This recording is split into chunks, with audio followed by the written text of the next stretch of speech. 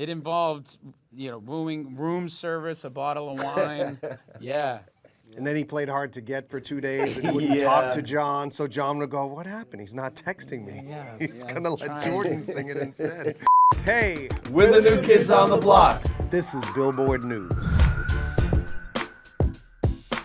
You guys have a new album out, first time in 11 years. What is the feeling like? What does today feel like for you guys? Well, it is exciting to finally be able to share the album. I mean, it's been finished and ready to go for a little bit. It's exciting, and just hearing the fans, diving in right away.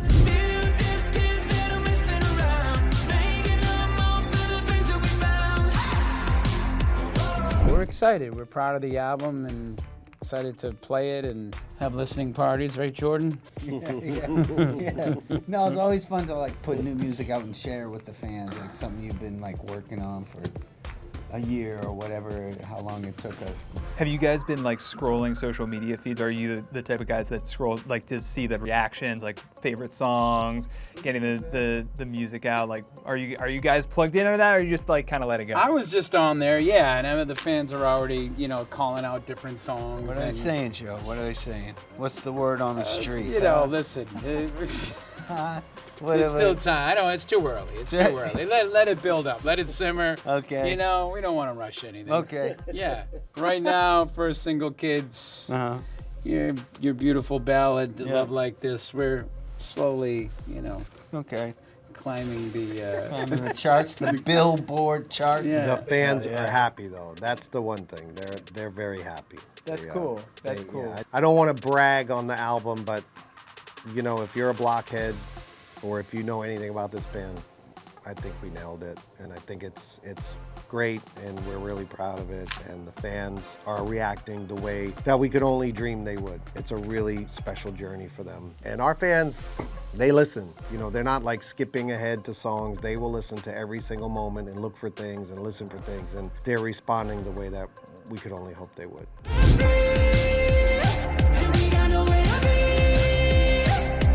How much of a challenge is it to keep those hits fresh and keep being able to play them in ways that are exciting to you guys? And obviously the fans are always going to love hearing the songs they want to hear and sing along to the songs. Hit me. There is no way. No. They're the same records as they were in 1988. The only thing is that when we play them, they sound amazing and the fans love it. If you're at the gym, if you're out running, if you're just at home and you put your favorite old album on, it sounds amazing. For us, it's the reaction that we get from the fans when we play those old records. It feels brand new. I don't know, it feels alive. We do jazz them up a bit. We do throw little things in there, or we'll change the routine a little bit here and there. We've been getting the same reaction for 40 years, so once we get that reaction, it feels fresh and new every single night. It's like if you went to see one of your favorite bands, if you went to see Led Zeppelin, you wouldn't want to hear a remix of Stairway to Heaven. You'd want to hear Stairway to Heaven. I do want to hear Remix, your guys' song Remix, on one of my favorite. I love that song. Hell yeah.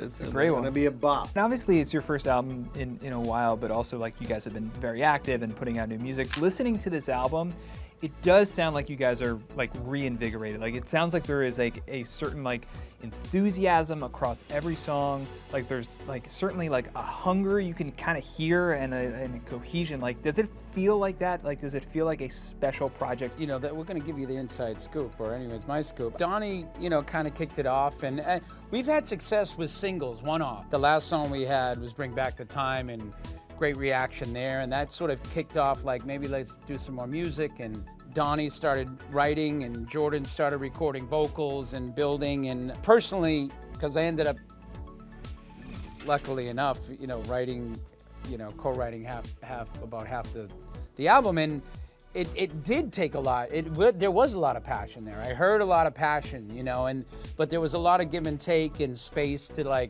feel what this was going to become when we all got involved, you know. And there was a bouncing back and forth, you know, of songs. And then when I made more songs, and there were other songs on, you know, Donnie and Lars wrote, and yeah, it's nice that you hear that, because I think it was a very real thing.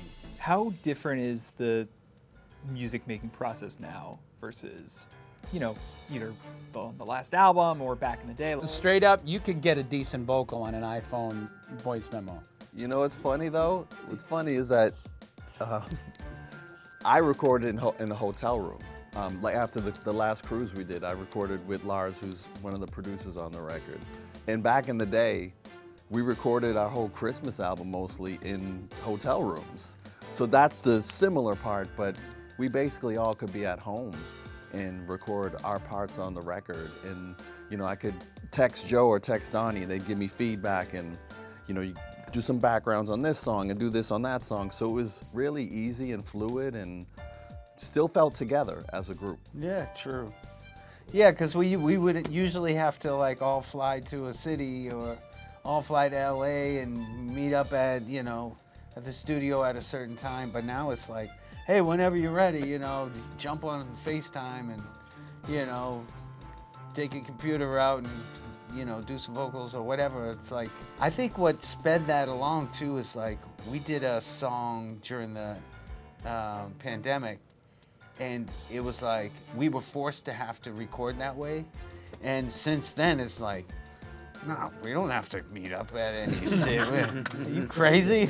Look what we just did. I'll see you guys when I see you. It's fine. Bro, I'll see you on FaceTime or Zoom or whatever. Even though we're not together, you know, sometimes that can make it sound a little disconnected. But I think one of the things you may pick up on the album too is I think there's a sense of like not wanting to let each other down. It becomes this energy of like, I don't want to compare it to, and this is not a pun, but like a band of brothers. We are a band of brothers in our own right. And, you know, much like the real life band of brothers, you know, they never want to let each other down. And it's like, there is that thing. It's like, I don't want to not deliver here. I want to, you know, there's an urgency, I think, that sometimes you can hear in voices of wanting to deliver the best, right, in a performance. And I think that's present in this record, even in the writing. You know, there's like a want to not have the stinky vocal on the album or have the clunker of a track that nobody wants to listen to, right? It's like it gives an urgency, you know, and it gives an energy that is hard to put your finger on, but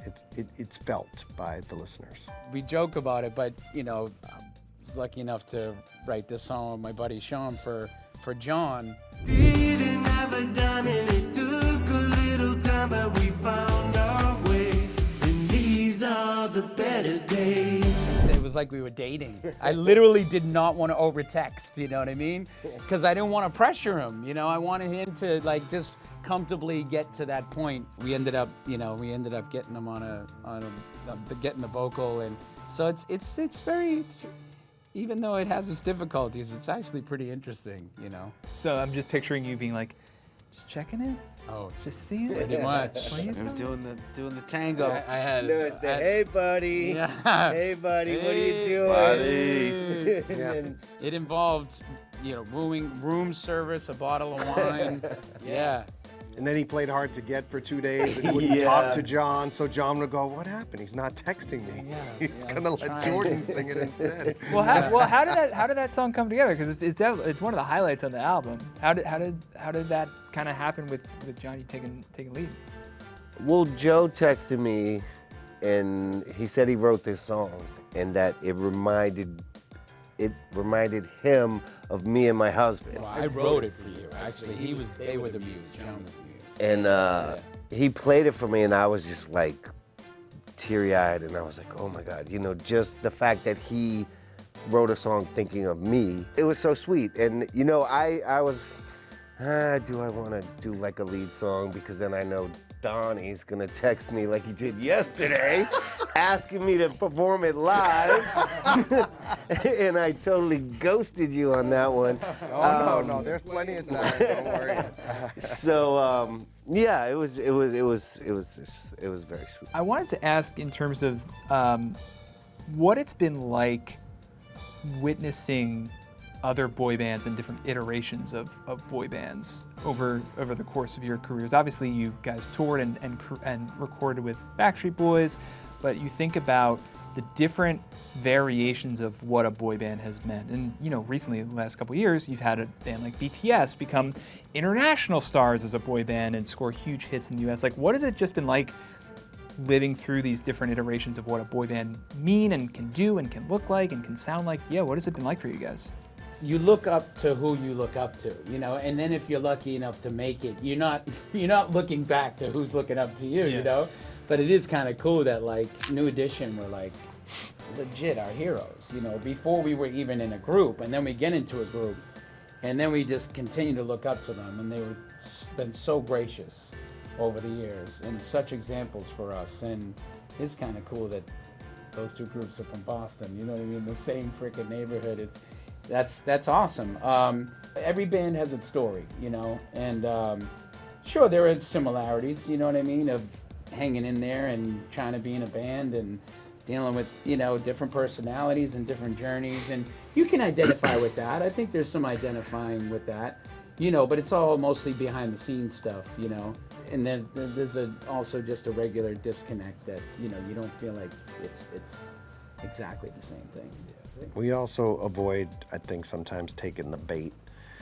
And not because, at least in the earlier days, certainly of Backstreet Boys and NSYNC, it was like, I'm like off trying to have an acting career and we weren't even together anymore, and people would be like, what do you think about them? What do you say about this? It's like, man, I'm trying to get this acting job. I'm not worried about what them guys are doing. And I'd say that with respect to them. It's like, I think we also went through so much as kids that we probably are mindful that there is a journey, it's like to the outside world, it's like, oh, well, they did that, so now they're doing that.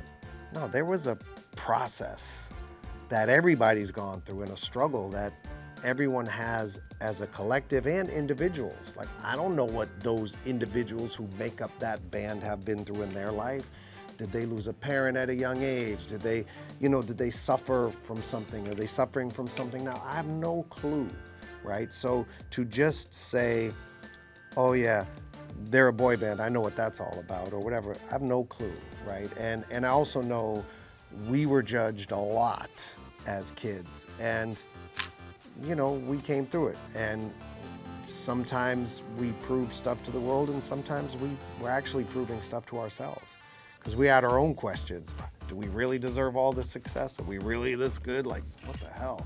But when people try to take it from you, then it's like, hey, we are that good. Back up, man. It's like there's this whole thing that you experience. And but I do think we just collectively, I've never heard this band walking around talking about other bands similar or inspired by us or by people that came before us, whether it's the Jacksons, the New Edition, or whomever that came before us. It's like, I just think we went through a lot, and I think we have a respect for people who are successful and trying to make it, because it's not easy. No matter what anyone says, there's no overnight successes. Maybe if you do a social media thing and it goes viral in a day, okay, you're an overnight success. But in this industry, there aren't very many of those. It's a very difficult thing to do. So kudos to all who have made it. Well, that actually leads to my next question, which is just like, you guys are back in a very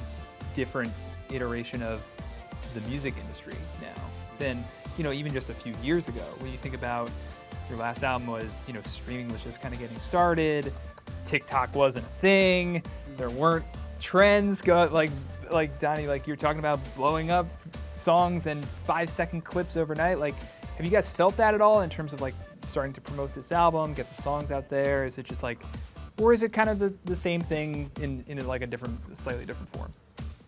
I think what it looks like, in our pal Jared Paul, our manager, mentioned that, and it makes sense. But I think people appreciate an album, like a full album. They recognize the work that's been put into it, and it's not just a single. Singles are fun too, and we've done that, but there's a sense of like, oh, this is a serious piece of work, and like, yeah, we're gonna give you some time and check it out, and that's pretty cool. You know, I think, you know, things change, and I think every generation is like, this is crazy, what's going on? You know, how do I, it's not the same. Like, oh no. You know, riding that wave. And Sorry to interrupt. That's literally my dad. Like every couple years. What? TikTok? Huh? Yeah. So yeah. Totally.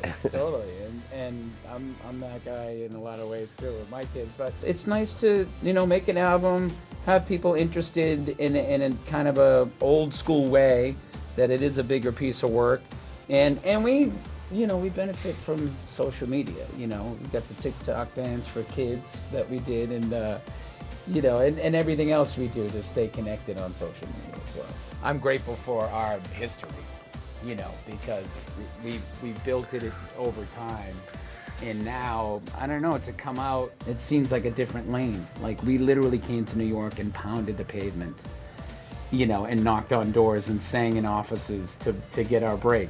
And now it's very different. It's very different, but I think that generation, this generation, doesn't feel like it feels real to them. That's what they're going with. And in 10 years, it'll be totally different then. We also pounded the pavement today. It's the only difference between 35 years ago and now is people letting us in the doors when we show up in these offices. Back then, they were like, get out of here.